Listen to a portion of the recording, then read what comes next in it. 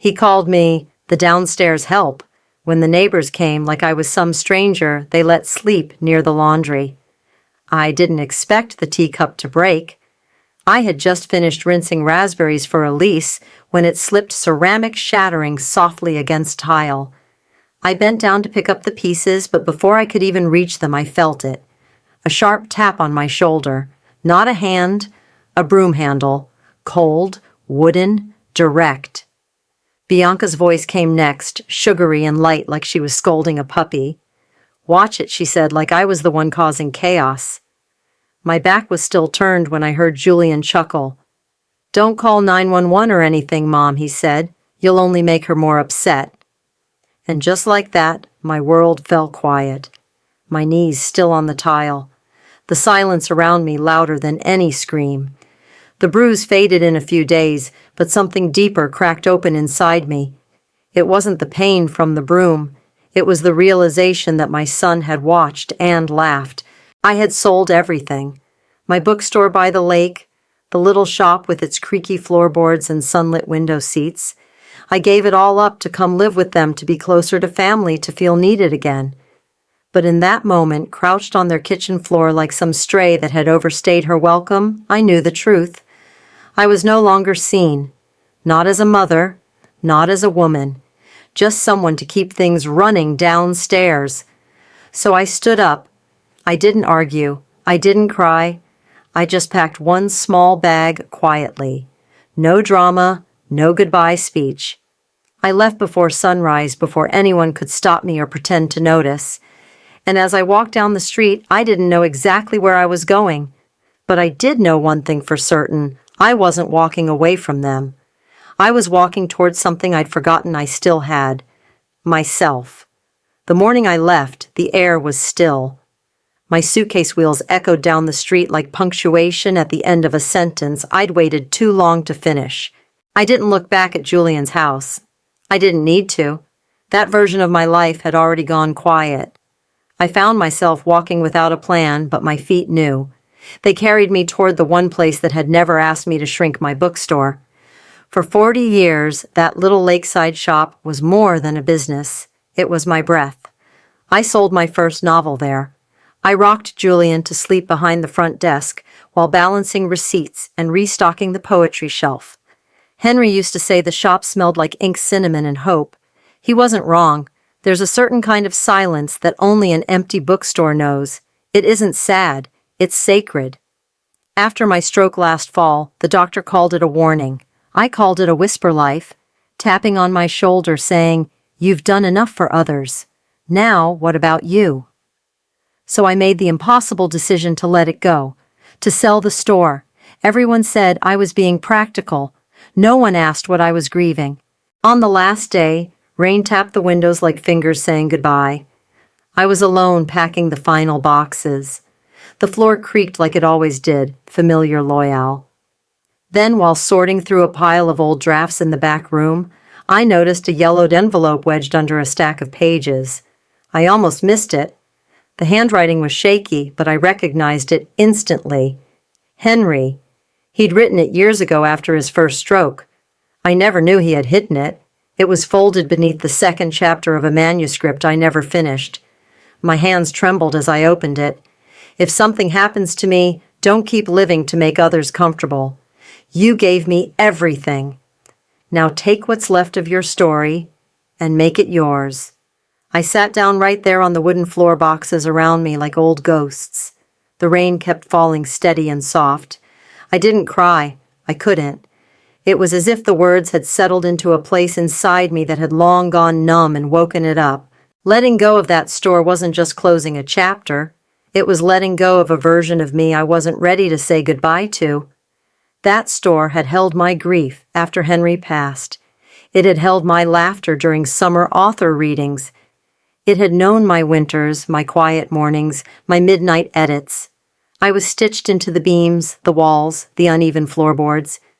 But Henry's letter, it felt like a permission slip. Not to forget, but to begin again. To remember that my story wasn't finished, it was just waiting for me to pick up the pen again.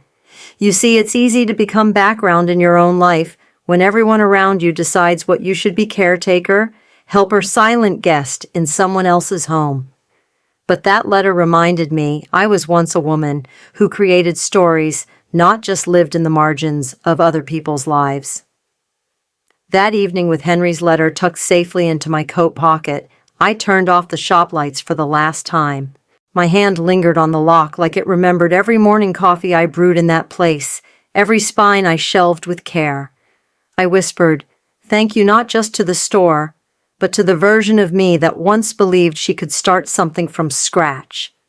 And now I was ready to believe that again, this time for myself.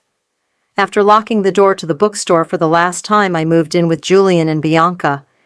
Everyone said it made sense. "You'll be closer to family," they said. "You won't have to do everything alone." But no one asked me what I would be giving up, least of all them. They had cleared out space in the basement for me. I remember stepping into the room and feeling the temperature drop. It was windowless, with cement walls partially hidden behind thin beige drywall. A single floor lamp flickered in the corner, and a framed photo of a pine forest hung crookedly above the narrow bed. Not our forest, not my memories. Just a stock image, generic, cold, and distant. There wasn't a dresser, just 2 plastic bins labeled seasonal decor shoved into the closet. My suitcase remained zipped for the first 3 days. Unpacking felt too permanent, like I was settling into someone else's leftover space. Bianca had printed a list of house guidelines and taped it to the fridge upstairs. It was color-coded and bullet-pointed like an office memo. No TV in shared spaces after 9:00 p.m. No scented lotions or sprays. Isabel has allergies. Quiet hours between 9 p.m. and 7 a.m. Limit food with strong smells. Guests must clean up immediately after use. It ended with a smiley face, like that made it kinder. I folded it and tucked it into my cardigan pocket, not out of respect, but because I didn't want to see it again. That afternoon, I found Julian in the kitchen pouring cereal for Elise. He glanced at me and said almost apologetically, "Bianca just likes things to be clear." I nodded, pretending to understand. But inside, I already felt the shift. I hadn't even made an imprint on the couch cushions, and already I was a guest with limitations. Later that week, I overheard Julian on the phone while I was folding towels. He was in the hallway, speaking softly. His voice had that nervous lilt I recognized from when he used to ask to borrow the car in high school. "Yeah, I'll update it soon. We just want to make sure the Di Chuk is clear." That last word caught me. Di Chuk, Vietnamese for will. My husband used to say it when we were finalizing ours years ago. I stayed quiet, pretended I didn't hear. But it all made sense when during dinner one night Bianca set a folder on the table. She smiled, that well-rehearsed kind of smile, bright but void. We were thinking, she said, it might help to get some things in writing. You know, just to make things clear. Power of attorney. A basic medical directive. Nothing urgent, of course. Just planning. Julian chimed in, passing the salad like we were discussing weather. "It'll save us all from a lot of headaches later." I nodded slowly. I said nothing. Because what could I say? They weren't asking for my trust. They were asking for control wrapped in courtesy masked as efficiency. I wasn't being welcomed in. I was being managed, sorted, filed. In that moment, sitting at their table, I didn't feel like a mother or a guest. I felt like a tenant under review, like someone whose presence had a shelf life, one tied to paperwork and quiet compliance. And I wondered, not for the first time, if they ever truly saw me, or just the version of me that made their lives easier. It happened on a Tuesday, late afternoon, the kind of quiet hour in the house when Bianca was winding down from her yoga class and Elise had just come home from school. I was rinsing a handful of raspberries at the sink, trying to prepare a little snack for Elise, just something light before dinner. That's when it happened. My teacup, still resting near the edge of the counter, slipped. It hit the tile with a soft crash and broke neatly into 3 pieces. My first instinct was to crouch down to clean it up quickly, quietly. Accidents didn't go over well in that house. But before I could even reach the first shard, I felt it. Not a hand, Not a word, a cold wooden tap, the broom handle.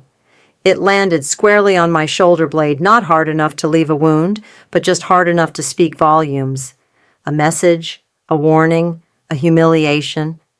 I froze not because of the pain, but because I recognized something far worse in that moment. I wasn't being corrected. I was being put in my place. Above me, Bianca stood, with the broom still in hand. Her expression was amused, her tone airy. "Watch it," she said as if I were a clumsy dog who'd knocked over a vase. And then from the corner of my eye, I saw Julian. He was leaning against the doorway peeling a banana. He didn't say a word, just smiled barely and turned his gaze to the floor like none of it mattered. He walked away without looking back. I stayed on my knees for a beat too long enough for the silence to grow dense and sharp. The broken ceramic was already swept up, but I kept wiping the floor long after it was clean because I didn't know what else to do with my hands, or with the rage coiled deep in my gut. Then out of nowhere, I felt it eyes on me. I looked up and saw Elise halfway down the stairs. She was clutching the railing, her little frame so still, I thought for a second she might be made of glass. We locked eyes. She didn't speak. She didn't need to. Behind her, Bianca's voice rang out from the living room. Cheerful, almost sing-song. "Elise, come help me fold laundry. Grandma's just tired today. She tripped earlier, clumsy old feet." Elise hesitated. She looked back at me again, her face full of questions she didn't know how to ask. Then she turned and disappeared up the stairs. And me, I said nothing. I didn't tell Julian. I didn't mention it over dinner. I didn't even write it down in my journal that night. Because there was no bruise to prove, no proof to present. Just a heaviness that lodged itself in my chest and stayed there. I wiped down the counters and pretended the cup had been old. Pretended it had been chipped already. Pretended I was fine. Because in that house speaking the truth had a cost, and I'd already given up too much to afford it again. But that night, as I lay awake in the basement, hearing the pipes groan above me, and the soft rustle of laundry machines spinning someone else's life, I clutched the side of my cardigan and felt the folded paper still tucked in the pocket. Henry's letter, a whisper in the dark, "Don't keep living to make others comfortable." And for the first time I realized maybe comfort wasn't something I owed anymore. 2 days after the broom incident, I was in the kitchen folding dish towels when the doorbell rang. I heard Bianca's heels click toward the front of the house, her voice immediately shifting into that bright social version she kept tucked away for company. It was their neighbor Melissa, I think her name was. I'd only seen her once before from the basement window out walking her dog. The kind of woman who always smelled like lavender and carried a yoga mat in one hand and a hydro flask in the other. Bianca welcomed her in, warmly offering coffee and lemon bars like we were hosting a garden party. I stayed in the kitchen out of sight, pretending to be busy with the toaster tray. Their laughter floated into the air light and effortless. They talked about school admissions, hot yoga, and some birthday party planning committee for the neighborhood kids. I wasn't mentioned until Melissa asked casually, almost as an afterthought, how long I was staying. And then I heard it. Bianca's voice, still sweet, still smiling. "Oh, she's just helping out downstairs while Julian works late. Keeps things running down there. Downstairs. Like I was a utility, a helper. Someone managing the furnace or organizing storage bins. Not a mother, not a writer, not the woman who had once owned a bookstore that smelled of oak shelves and second chances." I didn't say anything. I rarely did anymore. Instead, I took the tray of towels and quietly descended the stairs back to the room with no windows, no dresser, no place for identity. But later that evening, when the house had settled into its usual hush, Bianca scrolling on her phone, Julian checking emails, Elise upstairs doing homework, I found something on my pillow. A small envelope, cream-colored, slightly wrinkled. Inside was a folded piece of paper drawn in pencil with uneven cursive and tiny stars in the corners. Elise's handwriting. Careful, proud. Dear Grandma, thank you for always smelling like cinnamon and reading to me when nobody else had time. I wish I could sit next to you more. I didn't cry. I just sat with it. In a place where I had felt erased, she had written me back into the story. That card, so simple, so pure, became a thread, a soft, invisible thread tying me back to something real, something warm, something that smelled like cinnamon and sounded like bedtime stories whispered under the covers. I folded the note gently and placed it in the inside pocket of my cardigan next to Henry's letter. The two lived there now side by side, one from the man who saw me when the world turned away, one from the child who still did. In that moment, I realized something quiet but powerful. I hadn't vanished completely. Not yet. Not while someone remembered. Not while even one small voice still called me Grandma, not helper, not tenant, not burden, but Grandma. And for the first time in days, I didn't feel like I was surviving. I felt like I was holding on, not just to memories, but to meaning. The morning sunlight had finally returned after days of overcast skies. I was folding laundry in the basement, the towel still warm from the dryer, when I heard Julian call from upstairs. Mom. Can you come up for a minute? I wiped my hands on my sweater and climbed the stairs slowly. My legs always felt heavier when I had to cross into their world, a world where my presence was tolerated, not welcomed. Bianca was already seated at the dining table. A manila folder sat neatly in front of her, a pen perfectly lined along the top. Julian gestured for me to sit across from them. The air felt too formal, too rehearsed. Bianca smiled, that polished kind of smile I'd come to recognize, the kind people wear when they're trying to sell you something you didn't ask for. We were thinking. She began folding her hands, as if the next part required gentleness, that the basement really isn't the best place for you. No window, no fresh air, and those stairs, they're not ideal long-term. Julian chimed in, nodding along. We want you to be comfortable, Mom. Really, if we moved you into the guest room upstairs, you'd get a view of the garden, some natural light. Elise could visit you more often.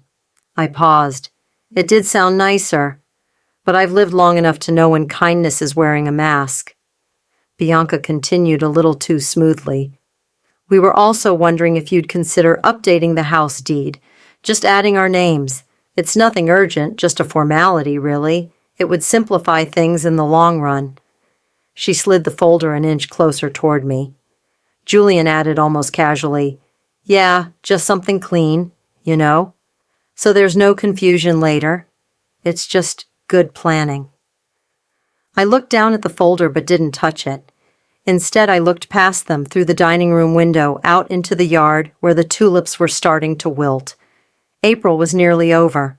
I remembered planting tulips with Henry in front of our old bookstore. He always chose the yellow ones, the kind that bloomed early and faded fast. I nodded slowly and smiled. That upstairs room does sound lovely. Relief passed over Julian's face. Bianca exhaled, satisfied. She closed the folder and said, No pressure. We'll have it ready whenever you feel comfortable signing. I excused myself soon after and returned to the basement, back to the laundry pile, the soft hum of the dryer, and the tiny card tucked inside my cardigan, Elise's handwriting. Thank you for always smelling like cinnamon. I pulled it out again, smoothing the creases. My hands lingered on the fabric.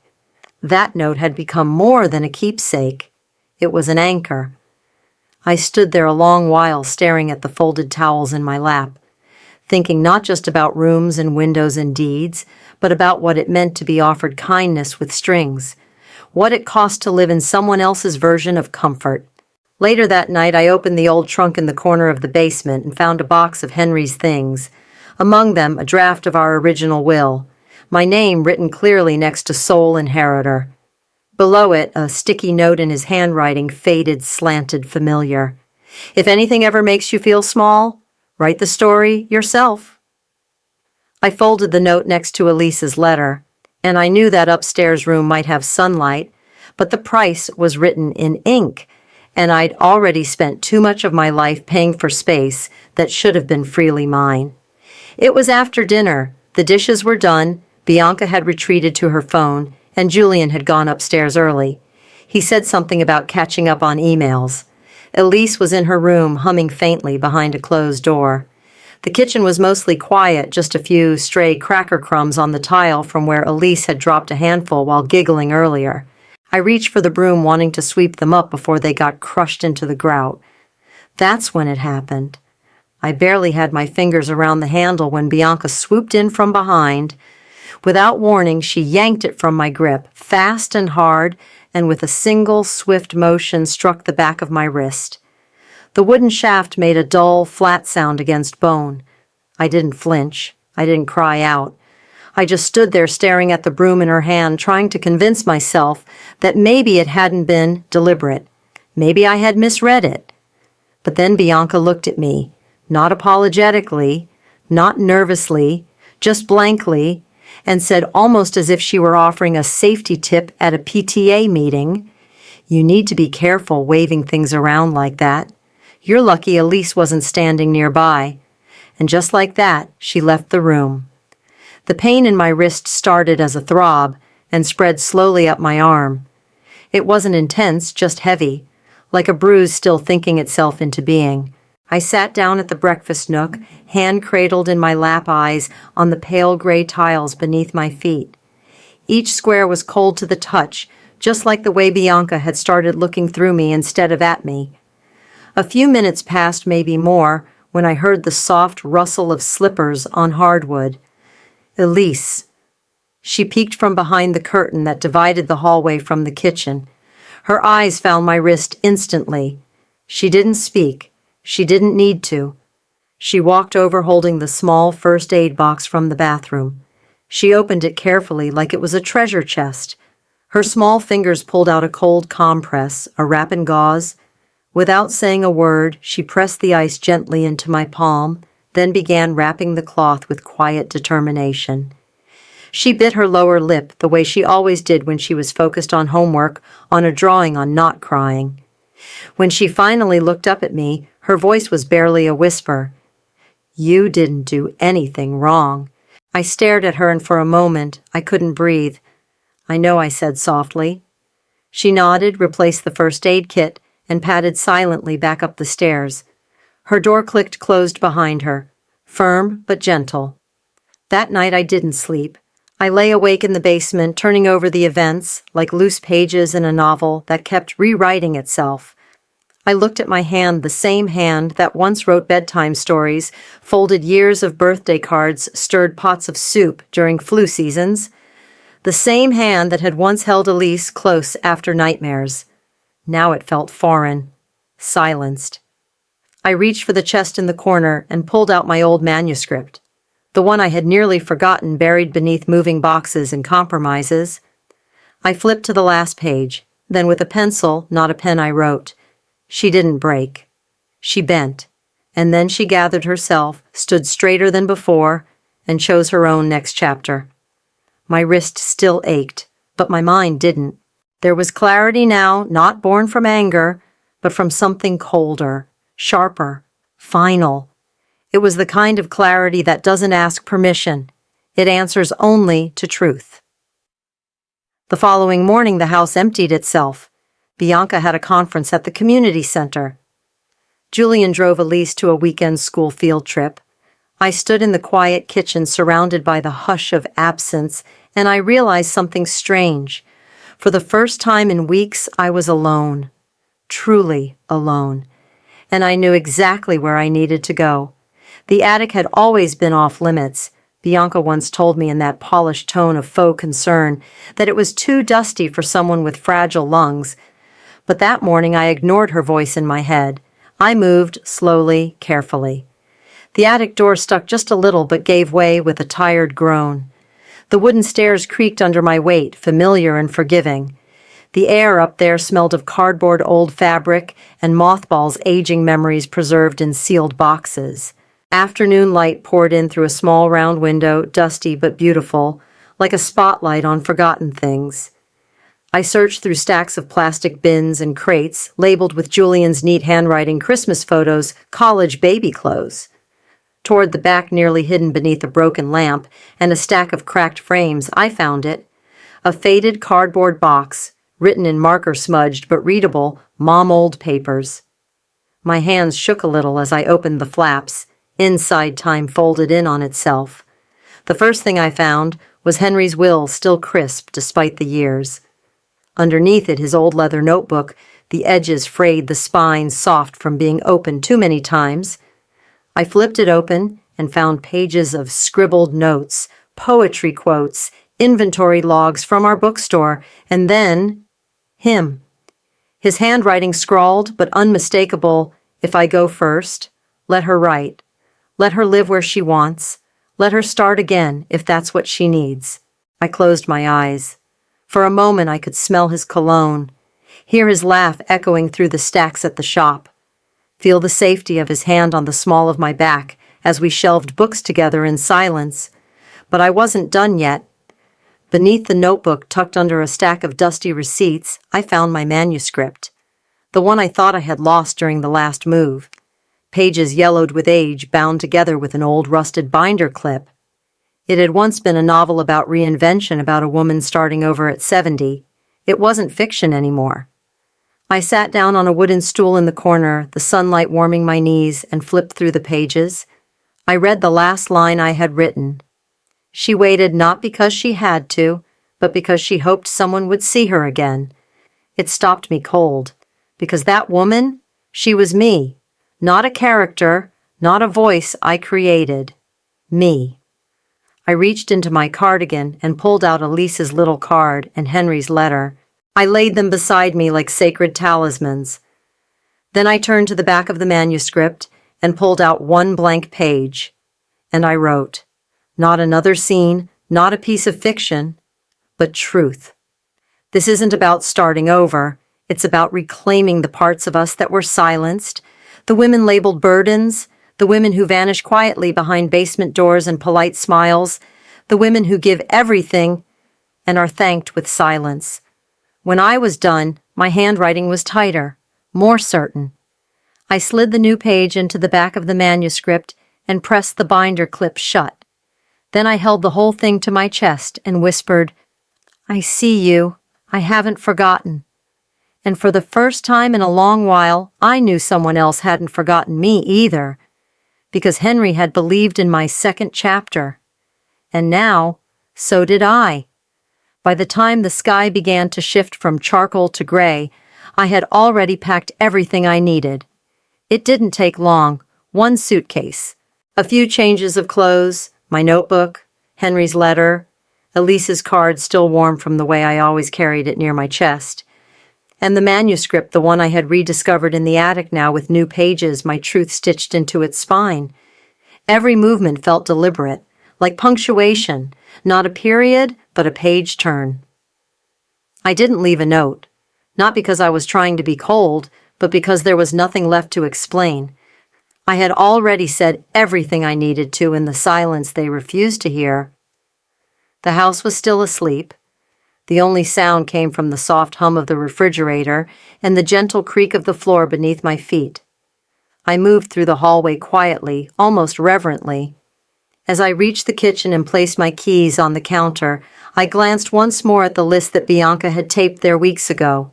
House rules, clean fridge, vitamins for mom, locked garage.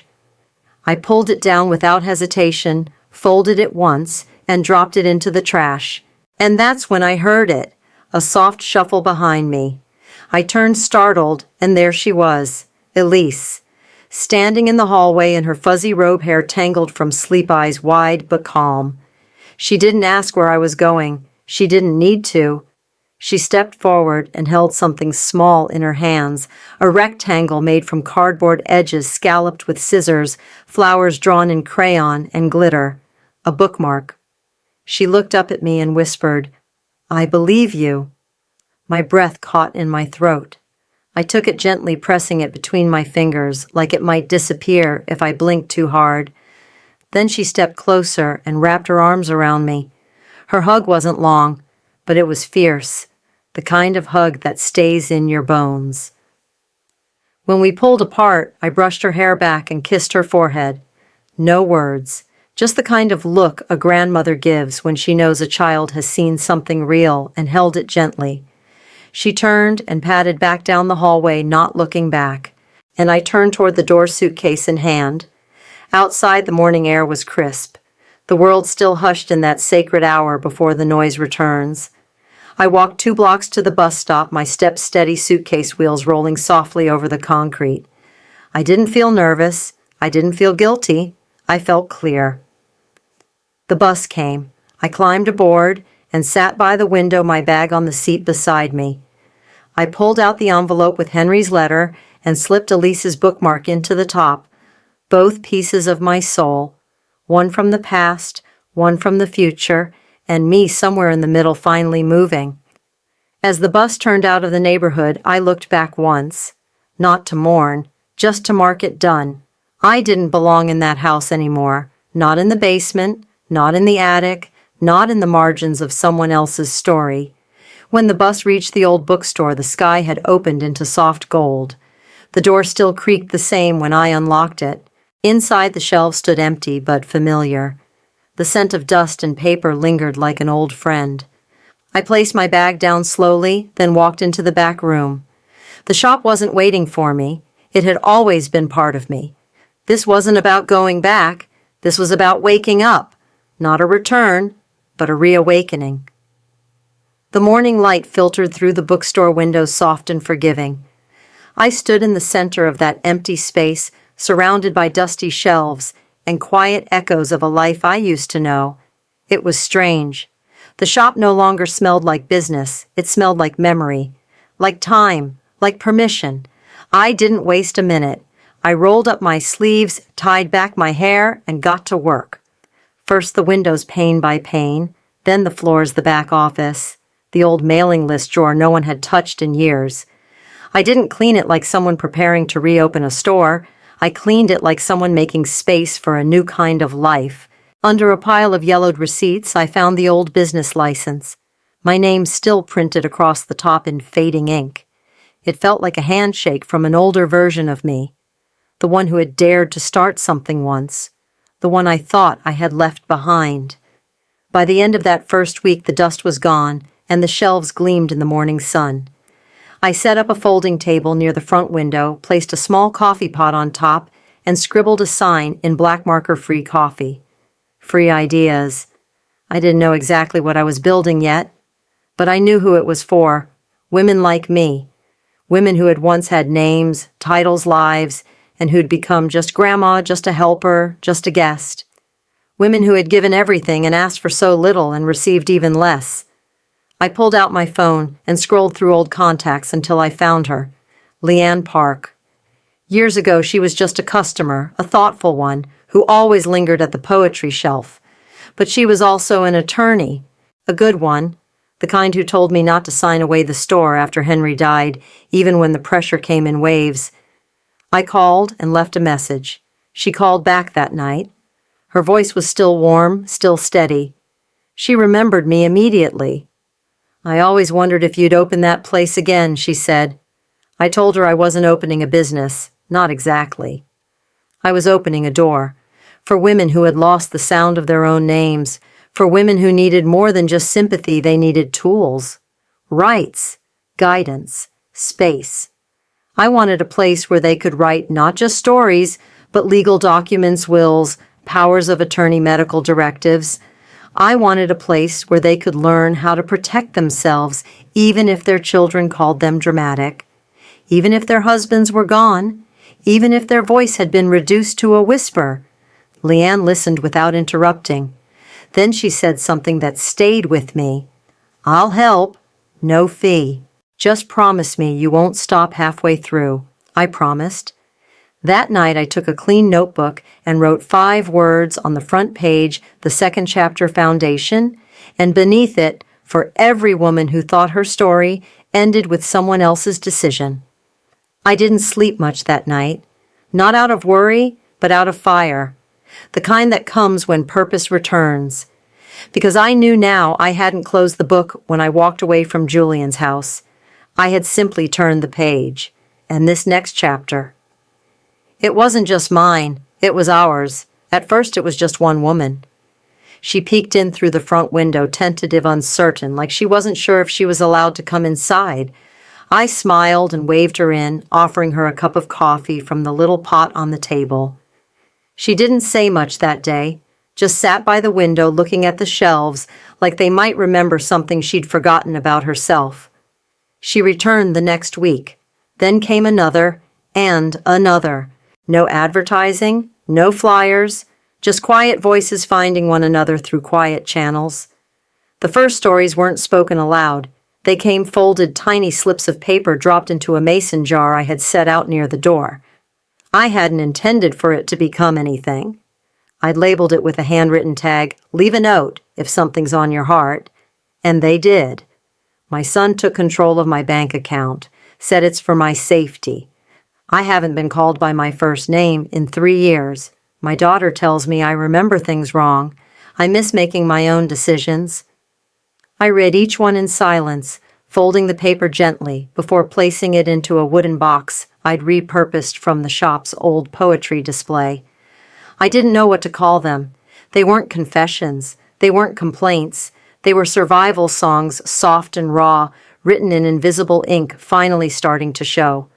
And slowly the space began to shift. One woman asked if she could bring a friend. Another wanted to borrow the back room for journaling. One brought banana bread. Another brought nothing but her story, and that was more than enough. I updated the sign on the front door. The Second Chapter Foundation tagline. Quiet voices, real power. I printed it in simple black letters and taped it just above the glass. Next to it I placed something even more meaningful. The original bookmark Elise had given me. Hand-drawn flowers, glitter, and 4 small words, "I believe you." It didn't matter that she was only 11. She had seen what many adults refused to. She had named it without shame. And now her belief lived at the entrance. It welcomed every woman who walked through that door. One afternoon, a woman named Angela brought a small jar of her homemade plum jam and set it beside the coffee pot. She didn't say much at first, but before leaving she slipped a note into the mason jar. Later I read it. "My son says I complain too much. Maybe that's true, but I don't think it's wrong to miss being listened to." Another day, a woman named Maria came in carrying nothing but a canvas tote. She said her daughter-in-law called her slow and silly in front of the grandkids. Said it like a joke. Said it so often that she had started to wonder if it was true. I poured her tea. She didn't need answers. She just needed not to be alone in the wondering, and so it grew. Not in numbers, not in donations, but in truth. In women learning to speak again, to write again, to be heard not louder, but truer. Every time I opened the front door in the morning and saw that sign and Elise's bookmark fluttering beside it, I whispered to myself, "Let them come. Let the women come who've been told they're too much, too tired, too late. Let them sit. Let them write. Let them begin again." Because that's what this place had become, not just a foundation, but a beginning that never required permission. It started with a phone call on a quiet Tuesday morning. A woman named Claire, a producer from a local public affairs show, had heard about the Second Chapter Foundation through someone who attended one of our early journaling workshops. She said the story moved her that there weren't many places like ours, and she wanted to feature the work we were doing, but only if I felt safe, only if I was willing. I told her I'd do it on one condition: no face, no name. Just my voice. Because this wasn't about recognition. It wasn't about pointing fingers or settling scores. It was about showing that even the softest voice could still speak truth. That silence, too, had weight. We recorded the segment in the bookstore one rainy afternoon. The cameras panned across the empty shelves, the donation jar of anonymous notes, and the sign on the window. They showed a wide shot of women gathered in a circle, notebooks in hand. Some smiled shyly, some kept their heads down.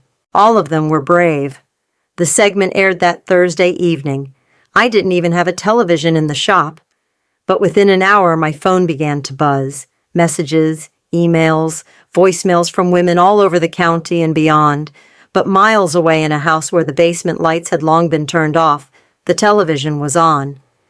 Bianca stood in the living room, remote in hand frozen mid-click.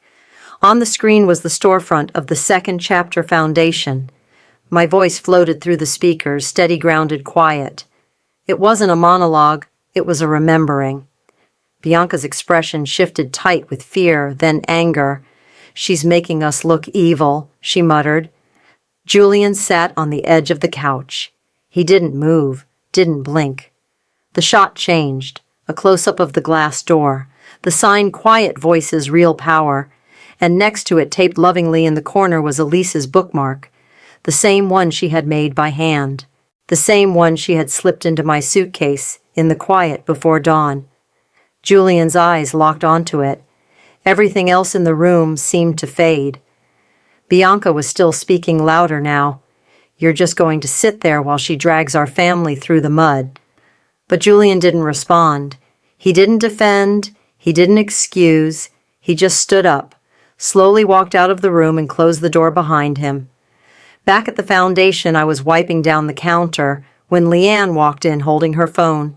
She had a still frame pulled up from the segment, a shot of the front window, the coffee table, and me seen from behind talking to a circle of women. She looked at me and said softly, "You know, this is bigger than just a foundation now, right?" I didn't answer right away. I just turned toward the shelf, where we kept the growing stack of writing submissions pieces, written by women reclaiming their voice, one paragraph at a time. Not stories of revenge, not of rage, but of survival, of clarity, of peace. Then I looked back at Leanne and nodded. This wasn't just my second chapter anymore. It was ours, and we were still writing. The days began to blur in the best possible way. Every morning I unlocked the bookstore and stepped into something sacred. Not a job, not even a mission, but a shared understanding, a quiet defiance, the kind that didn't need shouting to be heard. And they came, women like me. Some walked in slowly as if asking the walls for permission. Others marched in with rage barely held behind their teeth. All of them carried stories, some written, most unspoken. One of the first was Doris. She was a retired teacher, small-framed, with nervous hands. She sat across from me at the coffee table and unfolded her truth like a map she had studied for years. "I signed my apartment over to my youngest son," she said softly, her voice like paper thinning with age. "He told me it was for convenience, said he'd take care of everything. Now I'm sleeping on a friend's couch while he rents it out for extra income." She didn't cry. She just looked down at her tea and whispered, "I used to be someone." I reached across and touched her hand. "You still are."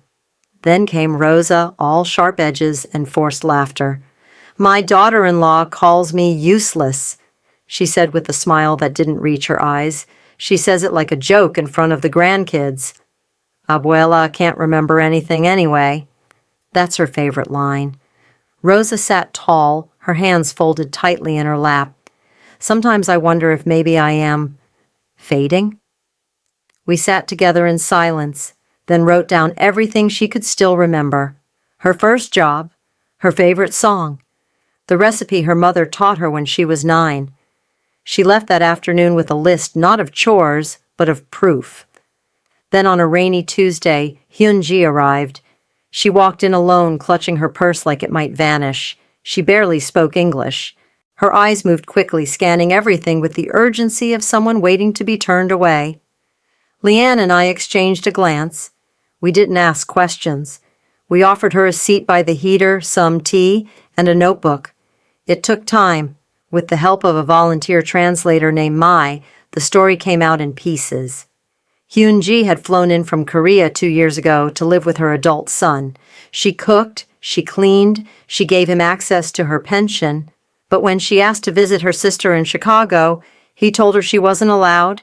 He said, "You don't belong here. You belong in the kitchen." She didn't have her documents. She didn't know her rights. And now she just wanted to leave, but had no idea how. We didn't leave her alone for a second. All day we worked with Mai to fill out forms, emergency housing, a request for translation services contact with the Korean consulate. We printed copies of her ID, her flight records, her pension history. We sat together like a team of women reassembling a life piece by piece. When we were done, Hyunji turned to me, placed her hand gently over mine, and whispered the only 2 English words she knew clearly, "Thank you." And that was enough. That soft thank you carried me through the rest of the week.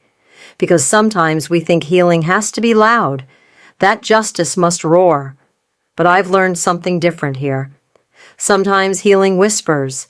Sometimes justice comes in forms, in folders, in translators, in teacups shared with strangers who become something more.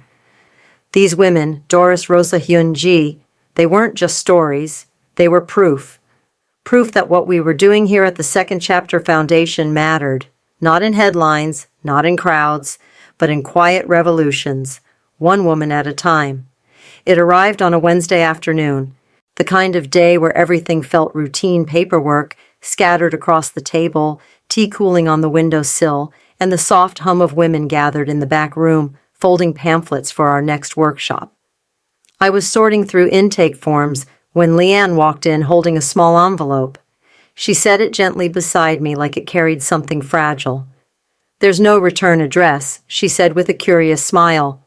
"But it's for you." The handwriting on the front was unmistakable, rounded a little uneven, full of intention. I recognized it immediately. Elise. I held my breath as I carefully opened the flap. Inside was a handmade booklet, folded paper stapled together, the cover drawn in blue ink and crayon. Chapter 1.5 by Elise Monroe. I sat down, everything else forgotten. The room, the noise, the forms, they all faded. I turned the first page and read slowly. She had written it not as a story, but as a series of moments, snapshots of truth, seen through the clear eyes of an 11-year-old girl. She wrote about the morning she saw me packing my suitcase, how she stood in the hallway wanting to say something but wasn't sure if she was allowed, how she watched from the stairs as her mother called me tired and clumsy, and something inside her knew that wasn't the whole truth. She wrote about how the house felt colder after I left, how her mom said I was just being overly sensitive, and how that didn't feel right in her heart. And then she wrote this: "I don't want to grow up to be like that. I want to be someone who sees things. I want to be someone who listens." Tears welled in my eyes, and then on the final page she had drawn it, the bookmark. The same one she had handed me that morning I walked away. Hand-drawn flowers, glitter on the edges, and in the middle, those same 4 words now written more carefully, more firmly: "I still believe you." I ran my fingers over the ink, letting the page press softly into my palms like a warm blessing. This wasn't just a gift from a child. It was a declaration, a tether back to something I had feared was lost forever. Later that evening, after the last workshop had wrapped and the building had settled into quiet again, I pulled out a fresh notebook and a pen with a navy blue ribbon tied around the cap. I sat at the front desk where the old register used to be and wrote her a letter. "Dear Elise, I read every word, every sentence, every brave observation that so many adults choose to look away from. You saw it. You named it. You honored it. I'm so proud of your voice. Keep writing, not for praise, not for permission, but because your voice matters. And someday when you're older and someone tries to tell you to quiet down, I hope you remember this chapter and start the next one anyway." I placed the letter in the notebook into a padded envelope, wrote her name in big swirly letters on the front, and dropped it into our outgoing mail tray. When I returned to my desk, I looked up at the framed cover of our foundation's first publication, now hanging on the wall. Below the title, printed in small type, were the words, "Written by those who were told to be quiet." And I smiled, because Elise had written her chapter 112, and now she was ready to write chapter 2, and I would be right here reading, cheering, believing. It had been a year, maybe more. The bookstore had grown into something far beyond what I ever imagined. The coffee pot had been replaced twice. The Voices jar was now a full wall of notes and artwork. New women arrived each week, and some came just to sit, no questions, no explanations needed. And then, one golden afternoon, the front door creaked open. The bell chimed softly. I looked up from my desk and froze. There she was, Elise, taller now, her hair longer, pulled back in a loose braid. She looked older, not just in years, but in the way her shoulders stood with more intention. She walked toward me slowly, something clutched gently in her hand. Without a word, she held it out. The bookmark. Edges a little worn, but the color's still bright. The flowers, the glitter. And those 4 words, "I believe you." I kept it, she said with a shy smile. Thought maybe I'd return it someday. I took it with both hands, tears rising instantly. We hugged not tight, not dramatic, just soft and real. The kind that holds time instead of trying to rewind it. I poured her tea, chamomile, just like before. Then I asked, "Would you like to help me sort some of the new donations?" Her eyes lit up. "Yes, please." As we walked toward the back shelves, Elise passed the mission plaque now mounted beside the entryway. She paused, reading it quietly. The 2nd chapter foundation for every woman told her story was over. Elise smiled and looked back at me. And in that moment, I understood something deeper than before. This wasn't closure. It wasn't a bow at the end of a book. It was breath. It was movement. A next step. Not an ending. Just the turn of a page. What Lena's story taught me, what it reminded me, is that the slow erasure of a woman doesn't always look like cruelty. Sometimes it looks like politeness, like being called helpful instead of human, like being offered a brighter room, but only in exchange for your name on a deed. It terrifies me how society still tolerates the quiet dismissal of aging women. Mothers become burdens, grandmothers become shadows, wisdom becomes old-fashioned, and the people who once depended on you the most are often the first to forget your worth. But what moves me most about Lena isn't her suffering, it's her choice. She walked away, not in anger, not in vengeance, but in truth. She chose to stop shrinking. She chose to begin again, not to prove anything, but simply because she deserved to live fully. And that to me is a radical kind of courage. The kind that doesn't wait for applause, the kind that leaves the door open behind you for someone else, the kind that builds a foundation from the rubble others left behind. So here's my question for you, if you've made it this far. Where have you gone silent in your own life? Who told you that your story was over, and why did you believe them? I want to hear your voice. Not a perfect version, not a rehearsed one, just yours. Leave a comment. Tell me what chapter you're in. Tell me what you're reclaiming, because someone out there might just be waiting for your whisper to become their reason to speak.